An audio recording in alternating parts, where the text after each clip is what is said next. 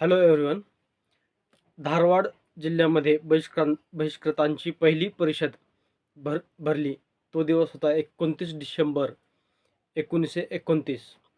त्यात डॉक्टर बाबासाहेब आंबेडकरांचा सत्कार होतो. भाषणा अगोदर डॉक्टर बाबासाहेब आंबेडकरांना अनेक कार्यकर्ते येऊन भेटतात. नंतर तेथे डॉक्टर बाबासाहेब आंबेडकरांचा सत्कार झाल्यानंतर डॉक्टर बाबासाहेब आंबेडकर म्हणतात की सत्कार करण्याच्या मी योग्य आहे का नाही हे मलाच माहीत नाही.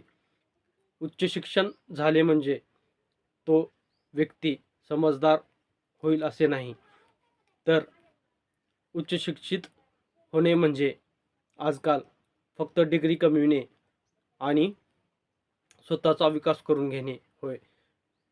सध्या याची व्याख्या मला अशी आठवते की विद्वान माणसे, उच्च शिक्षित माणसे फक्त स्वतःचा विचारतात.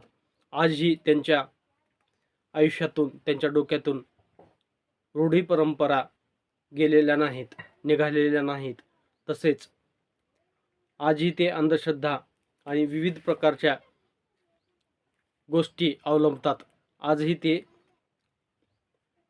अनेक अशा रूढी परंपरा आहेत ते खुशालपणे मांडतात.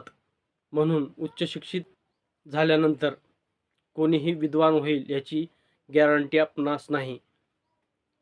आणि आपला जर विकास करून घ्यायचा असेल तर सुशिक्षित समजदार लोक, ज्यांना समाजाची जाणीव आहे, तेच लोक संघर्षासाठी तयार होतात.